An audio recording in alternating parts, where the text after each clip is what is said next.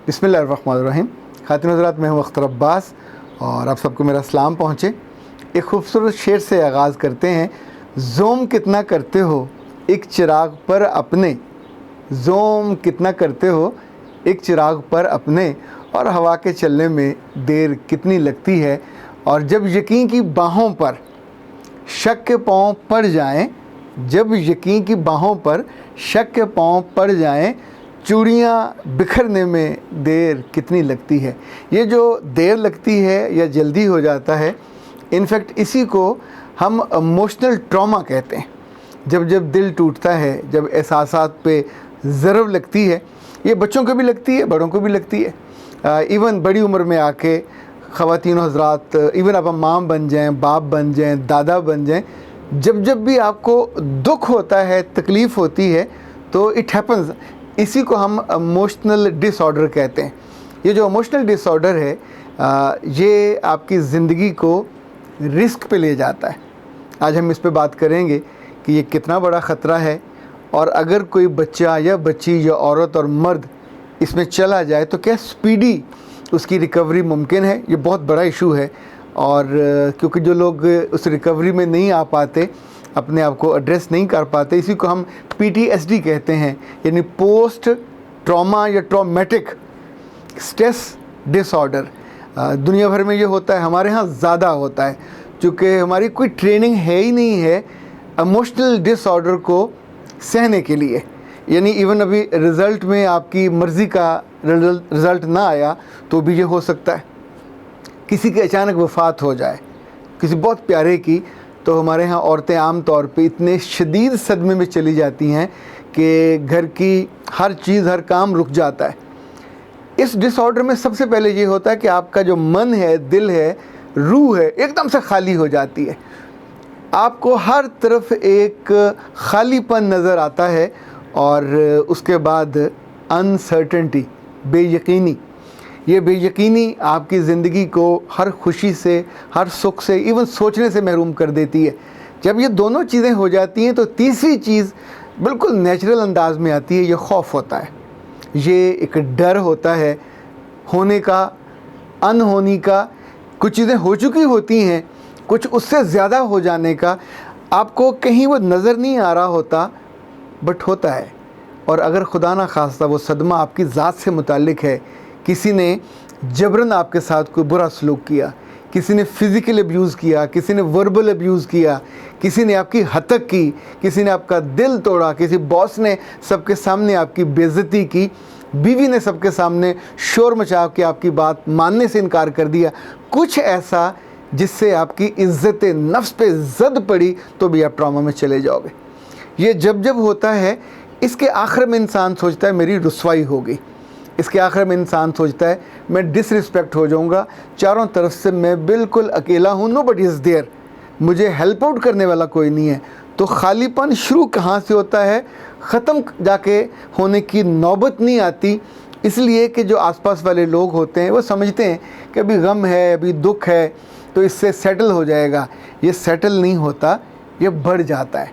इसलिए extraordinary stressful जो situation है, ये किसी भी उम्र में हो, लड़कियों के साथ ख़ास तौर पे होता है, लड़कों के साथ भी कम नहीं होता। इवन आपका महबूब रूठ गया, किसी और के साथ चला गया, उसने आपके कॉल नहीं सुनी, उसने आपको फ़ोन नहीं किया, तो कुछ भी होता जाएगा, तो आप बिलाखिर अगर वो 2-3 दफ़ा हो गया तो आप उस सदमे में चले जाओगे। अब आपके साथ होगा क्या, यानी हम उसको सिम्टम ही तो देख लें ना, कि किस चीज़ को हम कहते हैं कि अब ये बड़ा ट्रामा आपके साथ हुआ और आप इंसल्ट आपकी हो गई, आपको दुख पहुंचा या कोई मर गया, तो अब उस पर से आप निकलेंगे कैसे। आपके साथ एक हेल्पलेस होने की कैफियत होगी जो आपको रुला भी सकती है। समटाइम आपके आंसू खुश्क हो जाते हैं, समटाइम आपकी भूख खुश्क हो जाती है, समटाइम आपके सारे ख्वाब मर जाते हैं। समटाइम ये भी होता है कि आपको रात को, इसे कहते हैं ना नाइटमेयर, यानी डरावने डरावने ख्वाब आने लगते हैं। समटाइम आपकी नींद उड़ जाती है, आपकी भूख उड़ जाती है, आपकी ज़िंदगी से दिलचस्पी ख़त्म हो जाती है, आप बैठे बैठे चीज़ों को भूलने लग जाते हैं। आप लोगों को स्टेयर करते हो मुसलसल देखते हो, पर आप उसको नहीं देख रहे होते, चूँकि आपका तन कहीं होता है, मन कहीं होता है, और इस वाले में देखने वाले कभी कभी आपकी ज़हनी अबतरी का, ज़हनी कमज़ोरी का या ज़हनी अदम तवाज़ुन का भी अंदाज़ा लगाते हैं और आपके बारे में ज़ाहिर है फिर वो राय आम ख़ानदान में, घर में, दफ्तर में फैलती है। दफ्तरों में अगर ऐसी कैफियत हो जाए तो फिर छुट्टी दे दी जाती है, कभी वो आर्जी होती है, कभी लंबी छुट्टी होती है। ये जो डिसऑर्डर होता है, इसके बाद जो अच्छी कंपनियां हैं वो तो उनके जो पैनल पे या पे रोल पे साइकेट्रिस्ट होते हैं उनके पास ज़रूर भिजवाते हैं। इवन फ़ौज में भी, फ़ौज में, एयरफोर्स में, नेवी में तो ये रेगुलर होता है कि किसी जगह भी स्ट्रेसफुल सिचुएशन में आप सोचिए आप एक काम पे गए, एक बड़े काम पे गए, वो आपसे नहीं हो पाया, नुकसान हो गया, खुदा न खासा आपसे जहाज़ गिर गया, कुछ ऐसा हो गया दैट वाज नॉट एक्सपेक्टेड, ना आप तो को कर रहे थे ना आपके बॉसेस कर रहे थे, तो ट्रॉमा तो हो गया।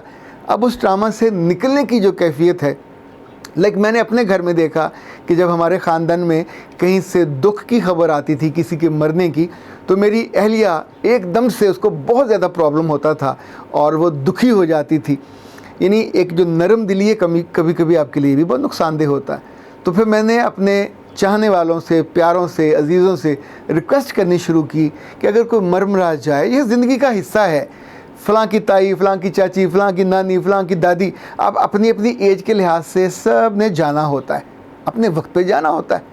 अगर खुदा न खास्ता एक दो हादसे या एक दो वफ़ातें इकट्ठी हो जाएं तो वो लोग जो सेंसिटिव होते हैं उनके लिए ये ट्रॉमा झेलना मुश्किल हो जाता है।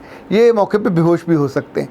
ये ऐसे होते हैं कि पेपर अगर मुश्किल आ जाए तो ये वहाँ मौके पे भी बेहोश हो सकते हैं। इनके अंदर इतनी एबिलिटी होती है।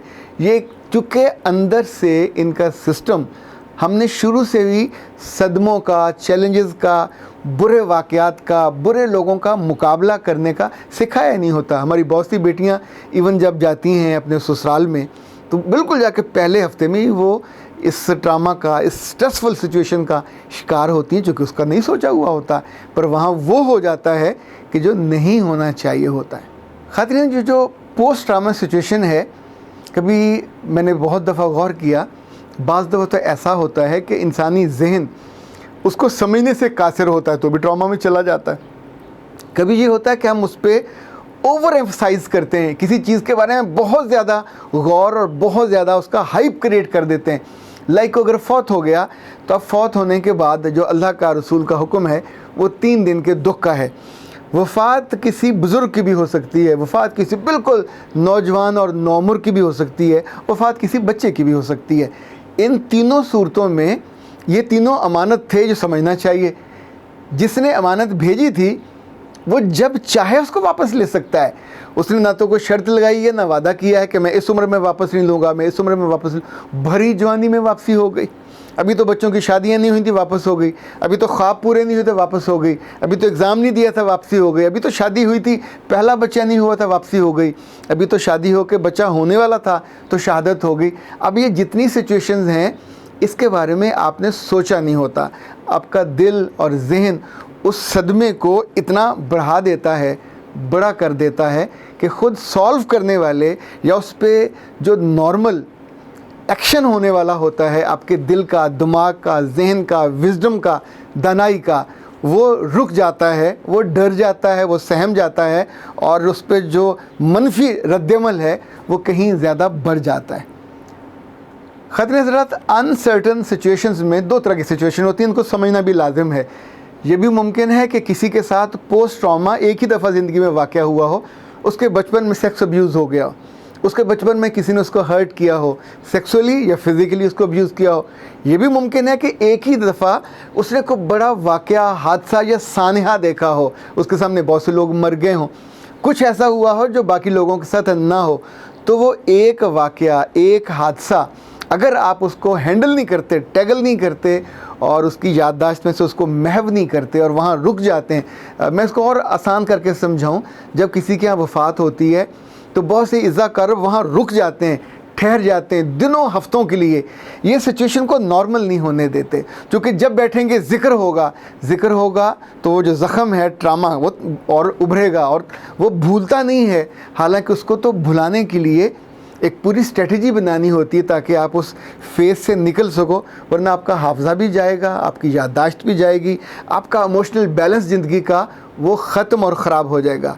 ये सारी चीज़ें इतनी डरावनी हैं, इतनी तकलीफ़देह हैं कि ज़िंदगी की गाड़ी रुक जाती है। उस गाड़ी को कैसे चलाया जाए ये हम इंशाल्लाह अगले क्लिप में इसका डिस्कस करेंगे। अख्तर अब्बास को इजाज़त दीजिए। अस्सलाम वालेकुम।